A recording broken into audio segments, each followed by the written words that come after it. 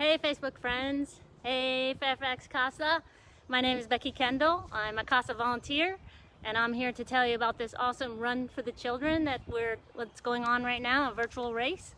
And I'm also here to tell you a little bit about what it's like to be a CASA. First of all, the race. It's our 10th year. It's a really big fundraiser. We are really needing people to register and take that run this week. You get a whole week to do it. You can run anywhere you want, anytime you want. You don't even have to get up early and come to the race site to do it. So this is like a great opportunity for all you guys who love to run. All you have to do is sign up and get out there and run. It's an 8K run or walk. No one's going to be watching. Or you can do a 3K walk or run. Nobody's going to be watching that either. So the goal is to get, since we're doing it virtually, to get a runner registered in all 50 states, and I think we've got a lot of the states covered on the coasts, but we're looking for some people to run in the middle of the country. So if you know anybody who lives in that middle strip, send them a note and say, hey, sign up for this race. It's all for the kids. I wanted to take just a brief moment to give a shout out to my triathlon team who got up at 6 a.m. this morning and ran. Crow Crew, you rock. Thanks for all your support. We had a lot of fun this morning and try to keep our distance. We had fast people, we had slow people, so it worked out really great. And they all ran today. So you can do that too. You can get together with a couple friends, keep your distance, and get out there and run. And it's all for the kids. So encourage you to do that. A little bit more about that at the end. But I wanted to tell you a little bit about what it's like being a CASA and how I got into it. And I actually was introduced to CASA by a friend of mine who was a CASA in 2013, and she said, hey, you ought to come out to run this race. You know, it's really fun, it's for the kids. And I said, it's for the kids? Of course I'm gonna do it. I had no idea what CASA was, but she said kids, so I was there. So anyway, when I went to the community event, the running event, they were talking all about the kids and all this stuff that they were doing. And I was like, what is this? I gotta learn more about it. So I asked my friend after the race, I said, hey, can you go to lunch with me and tell me a little bit about this CASA thing, because I don't know what it is, but it sounds really intriguing. What's going on? So sure enough, she told me all about it, and I was hooked. The only tricky part was I had kids in high school, and I really wanted to make sure I had the time commitment.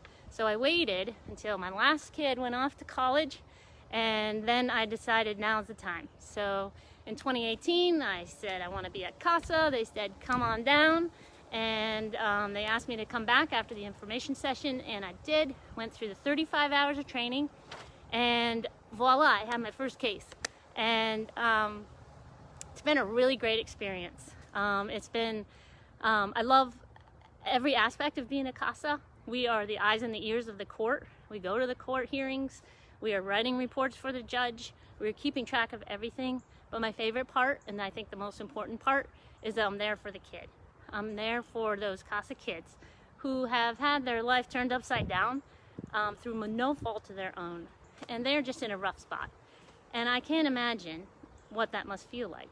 But to have a consistent, caring presence in the life of that child from the time their case starts and they come into the court as an abused and neglected child till the time that they are finished, and whether they end up going back home, if they're adopted, whatever the end result may be, we're with them.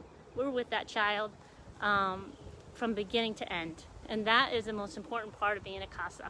We create relationship, we make sure that their needs are met, and we report objectively for the judge so that they can make the best decisions in the best interest of the child. So I just love being a CASA, and when I say I'm a CASA, I say it with pride. And I say it not because I want a pat on the back, but because I love the kids, and I love helping kids who are hurting. And this is a great job for that. So right now I'm on my third case, and I can't tell you any details about it, but I can tell you that my kid is awesome, and we love playing games together. We love playing sports together, and I meet with him twice a month.